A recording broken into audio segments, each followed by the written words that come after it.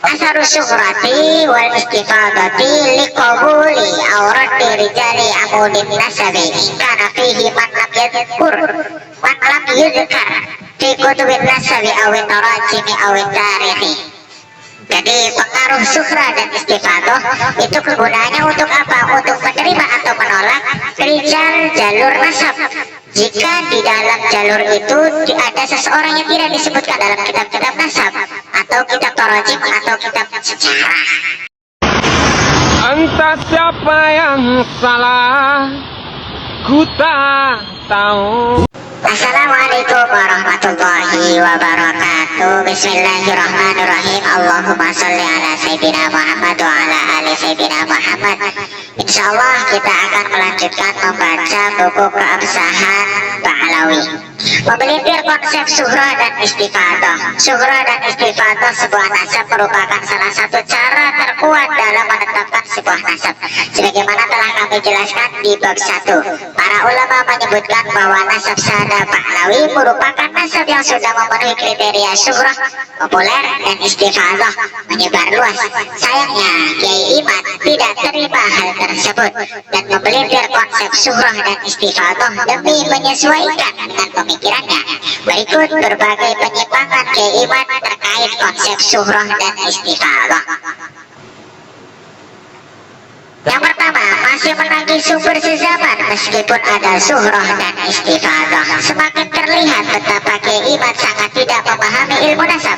Selain menolak teori nasab yang sudah melebihi cukup untuk mengonfirmasi kesohihan nasab Bani Alawi, termasuk kesalahan yang fatal adalah masih menuntut referensi sezaman pada nasab yang sudah syuhrah. Kiai Iman menyatakan, penulis maksudnya Kiai Iman telah sampaikan pendapat para ulama bahwa syuhrah wal istifadah tidak dapat digunakan jika bertentangan dengan sumber-sumber sezaman. Sumber sezaman dengan nama-nama nasab Ba'alawi dari abad ke-5 sampai 9 tidak menyebut nama-nama itu sebagai keturunan Nabi Muhammad SAW.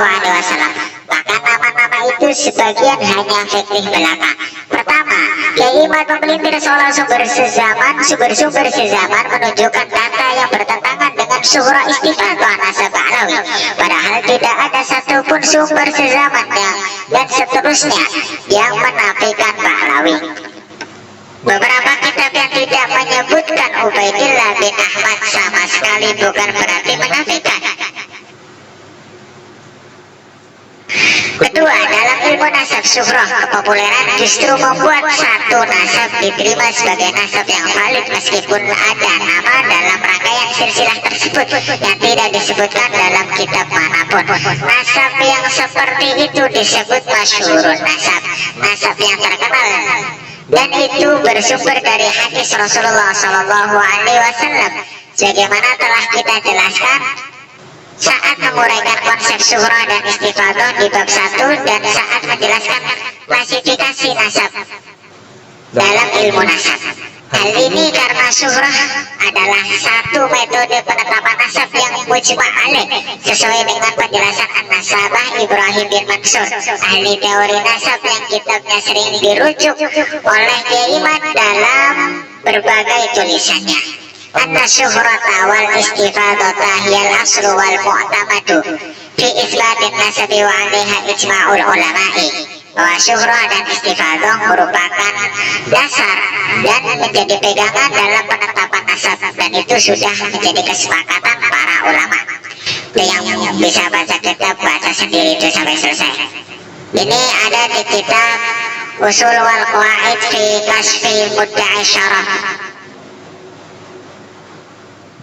Pengguna syuhrah dan istifadah sebagai salah satu mekanisme penetapan nasab didasarkan pada sebuah hadis yang mengisahkan Rasulullah SAW mengakui kaum Abul Qais sebagai keturunan Rabi'ah al-Adnaniyah Ibnu Abbas radhiyallahu anhuma berkata, pada saat delegasi Abul Qais sowan menghadap Nabi Muhammad sallallahu alaihi wasallam, beliau bertanya, kaum siapa ini? Mereka menjawab, Rabi'ah. Lantas Nabi sallallahu alaihi wasallam bersabda, selamat datang kaum keturunan Rabi'ah. Hadis riwayat Bukhari dan Muslim. Pakar nasab menilai hadis ini sebagai dalil paling sharih bahwa nasab dapat ditetapkan dengan metode syuhrah dan istifadah. Setidaknya ada 3 alasan yang dikemukakan oleh pakar nasab.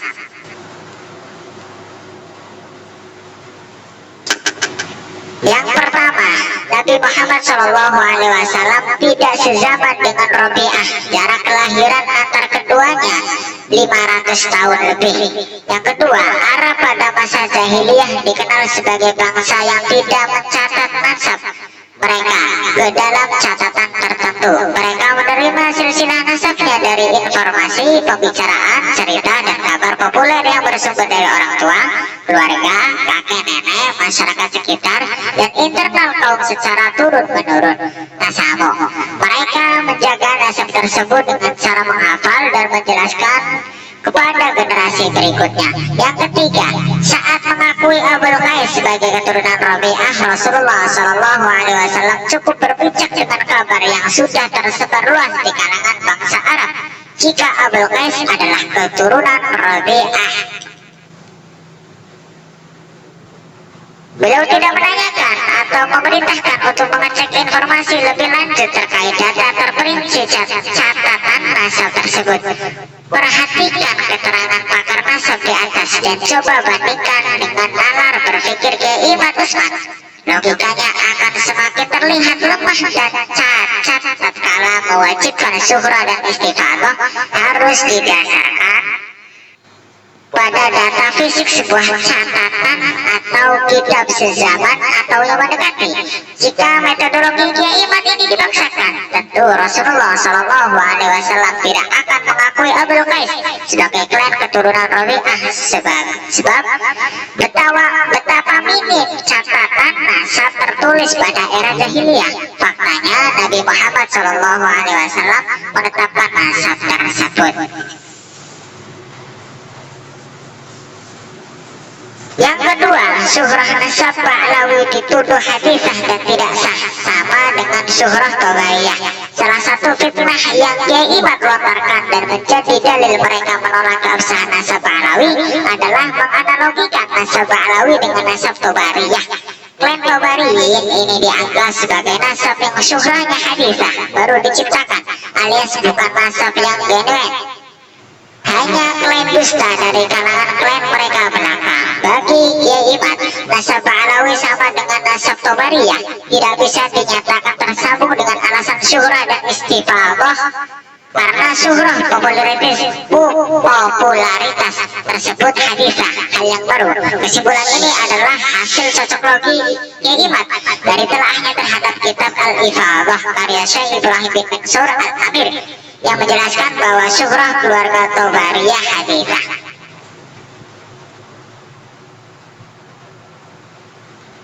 Penyamaan ini jelas keliru dan merupakan kias al-farid atau analogi yang tidak sebanding yang tidak diterima karena beberapa alasan berikut.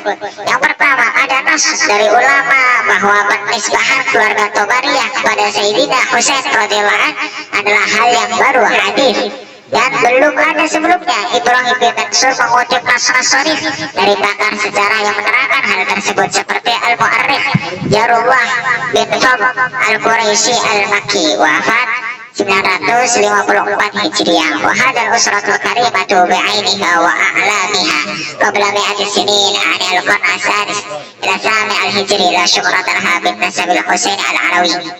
Sampai akhir itu, kalau yang bisa baca kita baca sendirilah. Kemudian Al-Mu'arrikh Umar bin Muhammad bin Fadl Al-Quraisy Al-Makki juga menegaskan kemasyhuran nasab Tabariyah dari jalur Al-Husaini Al-Alawi yang baru muncul di periode akhir. Pasalnya waktu beliau menulis kitab sang guru yakni Syekh Abdul Hadi At-Tabari yang dikutip dari biografi orang tua dan kakek-kakeknya, nasabnya hanya sampai pada Muhammad bin Ibrahim. Berikut penjelasannya. Itu baca sendiri ya, biar yang cepet ini. Yang bisa baca kitab baca, kalau yang nggak bisa ya jangan dulu komentar lah.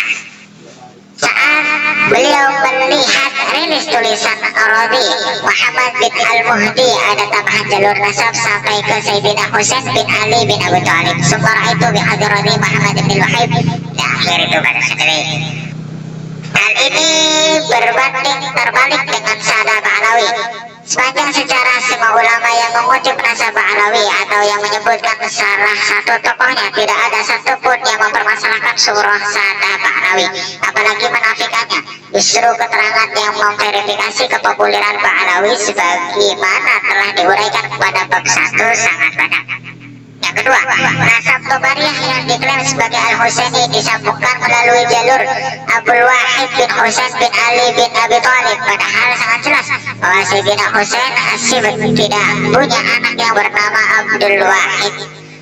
Bukan hanya itu, ulama juga sepakat ijma bahwa keturunan Sayyidina Husain As-Sibit hanya dari jalur Sayyidina Ali Al-Ashar Zainal Abidin. Semua keturunan Sayyidina Husain As-Sibit di atas muka bumi pasti dari keturunan Ali Zainal Abidin bin Husain.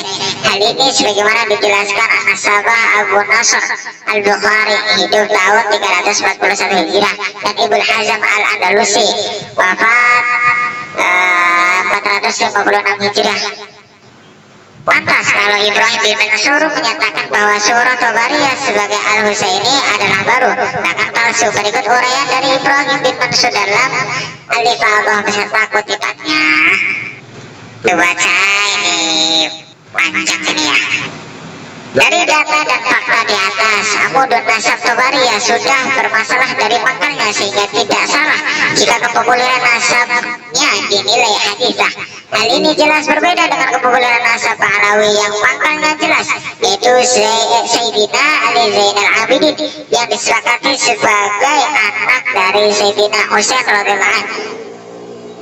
Bersambungan nasab Alawi kepada Ali Zainal Abidin pun mendapatkan pengakuan dari para ulama. Yang ketiga, Ibrahim bin Mansur menjelaskan tidak terdapat tulisan Sayyid Ahmad atau Syarif Ahmad pada temuan-temuan nisan dan prasasti milik tokoh-tokoh klan Tobariyah yang berada di Mekah yang mengindikasikan mereka berasal dari keturunan Husain. Ini baca sendiri, baca sendiri. Hal ini jelas berbeda dengan nasab Alawi. Kuburan-kuburan dan nisan-nisan para Habib Alawi di Hadramaut lengkap, dan ada tulisan Sayyid dan Sadah dan Al-Husaini. Bahkan lengkap pula dengan penyebutan nasabnya yang menjelaskan mereka keturunan Sayyidina Husain bin Abi Thalib. Yang keempat, Ibrahim bin Mansur menjelaskan bahwa banyak ulama dalam bidang nasab ketika menyebut syekh dan guru mereka atau tokoh ulama secara umum dari klan Tobariyin tidak menyebutkan mereka sebagai sahadah atau ahli bait. Imam Az-Zahabi menulis biografi dari beberapa syekh beliau dari kalangan Tobariyah Makkiyah, namun tidak menyebutkan mereka sebagai Husainiyun. Begitu pula ahli nasab bin Fadat Al-Makki dan Taqiyuddin Al-Fasih. Padahal yang terakhir ini memiliki hubungan yang sangat erat dengan keluarga Tobariyin di Mekah, karena ibunda dan saudara persusuan beliau berasal dari klan Tobariyin. Namun beliau tidak pernah menyebutkan mereka sebagai keturunan Rasulullah SAW. Ini ibarahnya, baca sendiri, baca sendiri. Udah capek juga nih bacanya nih. Hal ini berbeda terbalik dengan nasab Alawi. Hampir setiap ulama yang menyebut tokoh dari kalangan mereka selalu menyebutkan gelar sadah dan menisbahkan sebagai keturunan Husain, sebagaimana telah kami uraikan di bab 1. Yang lebih menggelikan, Kiaimat menganalogikan nasab Alawi dengan nasab Tobariyin berdasarkan kitab Al-Ifadah karya Ibrahim bin Mansur Al-Hashimi yang dikutip di atas. Padahal beliau sendiri mengisbat nasab Alawi dan mengakui keabsahan Suhrah Pahlawi serta tidak menyebutkan sebagai Suhrah Hadithah sebagaimana telah kami kutip dalam akhir pasal 3 dari bab 1. Bahkan beliau menegaskan dalam berbagai kitabnya bahwa di antara fungsi metode syuhra wal istifadah adalah untuk mengonfirmasi nama seorang yang tidak disebutkan dalam kitab-kitab sejarah, biografi, dan nasab. Asarus syuhrati wal istifadati liqabuli awrati rijali amudin nasabi kana fihi man lam yudhkar fi kutubin nasabi awin tarajimi awin tarihi. Jadi pengaruh syuhra dan istifadah itu kegunaannya untuk apa? Untuk menerima atau menolak rijal jalur nasab. Jika di dalam jalur itu ada seseorang yang tidak disebutkan dalam kitab-kitab nasab atau kitab tarajim atau kitab sejarah. Jika mengikuti logika Syekh Ibrahim bin Mansur di atas, meskipun nama Ubaidillah baru disebut dalam kitab-kitab nasab ke abad ke-7 Hijriah atau 400 tahun setelah hidupnya, seperti klaim Kiai Imad dan kawan-kawan dan pengikutnya juga ini yang di komentar-komentar ini, karena nasab beliau dan keluarga beliau sudah dikenal dan diterima secara luas syuhra sejak awal. Jika sudah cukup untuk menetapkan nasab Ba'lawi. Ini salah bacanya itu ya, udah ngantuk kali ini. Secara luas syuhra sejak awal itu sudah cukup untuk menetapkan nasab Ba'lawi tersebut. Dari keterangan-keterangan di atas jelas bahwa klaim Kiai Imad yang menyamakan antara nasab Ba'lawi dan nasab Tobariyin adalah analogi yang salah, karena perbedaan yang mencolok antara keduanya kias ma'al kharik yang dilakukan Kiai Imad tidak lebih sekedar mencocok-cocokkan berdasarkan takaluf, paksa, dan subjektivitas yang didasari motif. Pokoknya nasab Ba'lawi harus batal. 3. Menuduh penetapan nasab dengan syuhra dan istifadah hanya berlaku untuk nasab dekat. Nah, ini baca sendiri itu ya. Aku mau nafas dulu nih. Baca ya.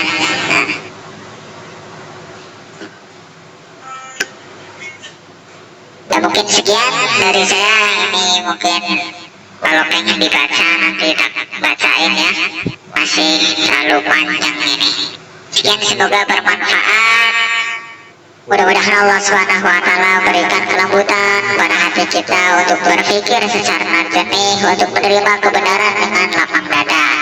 Sekian, wassalamualaikum warahmatullahi wabarakatuh.